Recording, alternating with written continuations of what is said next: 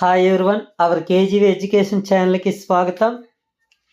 Mega DSC పరంగా మొదటి నుంచి కూడా గత డిఎస్సీలకి భిన్నంగా అనేక అంశాల్లో ముందుకు వెళ్తున్న అధికారులు ప్రస్తుతం గత డిఎస్సీలు ఎప్పుడూ లేని విధమైనటువంటి ప్రక్రియని మరొకటి తీసుకొచ్చారు. మెరిట్ లిస్ట్ లేకుండానే సెలెక్టింగ్ లిస్ట్ అనేది డైరెక్ట్గా ఇచ్చి సర్టిఫికేట్లు వెరిఫికేషన్ అనేది చేస్తామంటూ ప్రముఖ పత్రికల్లో వార్తలు అయితే వస్తున్నాయి. మొదటి నుంచి మెగా డిఎస్సి అనేది గత డిఎస్సీలకి భిన్నంగా అప్లికేషన్ పెట్టినప్పటి నుంచి పరీక్షలు అయ్యే విధానం వరకు అనేక అంశాలు భిన్నంగానే ముందుకు కొనసాగుతుంది. ఇప్పుడు సెలెక్టింగ్ లిస్టు కూడా అభ్యర్థుల ఎంపిక ప్రక్రియలో కూడా గత డిఎస్సీలతో పోలిస్తే పూర్తి భిన్నంగా, అంటే జాబితా రూపం లేకుండానే, మెరిట్ లిస్ట్ లేకుండానే డైరెక్ట్గా సెలెక్టింగ్ లిస్ట్ అనేది ఇస్తూ దాని ద్వారా సర్టిఫికేట్ల వెరిఫికేషన్ పూర్తి చేసి అభ్యర్థుల ఎంపిక జరుగుతుందనేసి ప్రముఖ పత్రికలన్నింటిలో కూడా వార్తలు అయితే అధికారులు ఇవ్వడం జరిగింది. మరి దీనికి సంబంధించిన విషయాలపై మనం చర్చించే ముందు ఇంతవరకు ఈ ఛానల్ ఎవరైనా సబ్స్క్రైబ్ చేసుకోకపోతే సబ్స్క్రైబ్ చేయండి. అలాగే ఈ వీడియో నచ్చినట్లయితే లైక్ చేయండి, అందరికీ షేర్ చేయండి. అదే సందర్భంలో మీ అభిప్రాయం, సెలెక్టింగ్ అనేది జాబితా రూపం ఇచ్చి సెలెక్ట్ చేస్తే మంచిదా కాదా అనేటటువంటి మీ అభిప్రాయం అనేది తప్పనిసరిగా ఈ వీడియో కింద కామెంట్ రూపంలో తెలియజేయండి. మీరు మీ యొక్క స్పందనలు ఎక్కువగా తెలియజేయడం ద్వారా ప్రభుత్వానికి అయితే మీ అభిప్రాయం తెలియజేసి మీకు అనుకూలమైన మార్గం వచ్చే అవకాశాలు ఉంటాయి కనుక తప్పనిసరిగా మీ కామెంట్ని తప్పనిసరిగా ఈ వీడియో కింద పెట్టడం మర్చిపోవద్దు. మరి విషయంలోకి మనం వెళ్ళే ముందు గత డిఎస్సిలో ఎప్పుడు కూడా రాస్టర్ రూపం అనేది ముందు ప్రకటించడం, దాని ద్వారానే అందులో అభ్యర్థుల్ని కేటగిరీల వారీగా సెలెక్ట్ చేసుకొని ముందుకి తీసుకెళ్ళడం అనే ప్రక్రియ అయితే ప్రతి డిఎస్సీలో జరిగింది.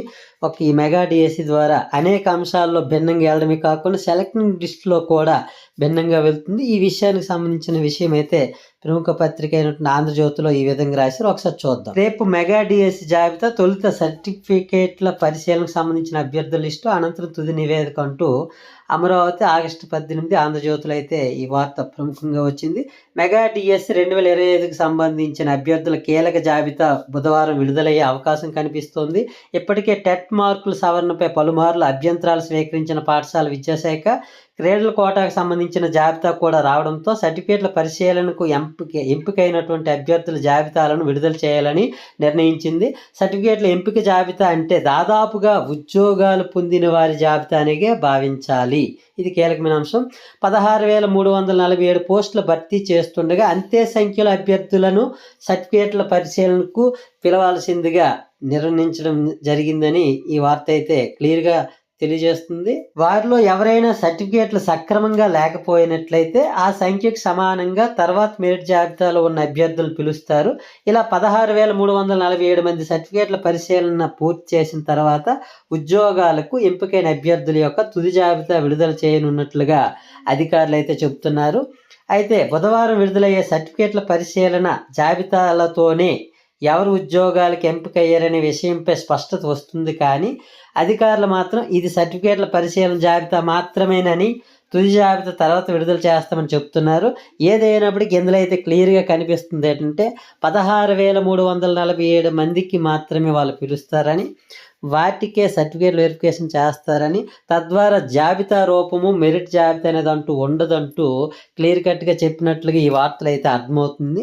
ఏదేమైనప్పటికీ మెగా డిఎస్సికి సంబంధించిన మొదటి నుంచి నోటిఫికేషన్ ఇచ్చిన మొదటి నుంచి కూడా ప్రతి విషయం కూడా గత డిఎస్సీలతో పోలిస్తే భిన్నంగాను, కొంత ఆందోళనకరంగాను, అభ్యర్థుల్ని గందరగోళ పరిస్థితికి తీసుకెళ్లే విధంగానే అనేక అంశాలు వచ్చాయి.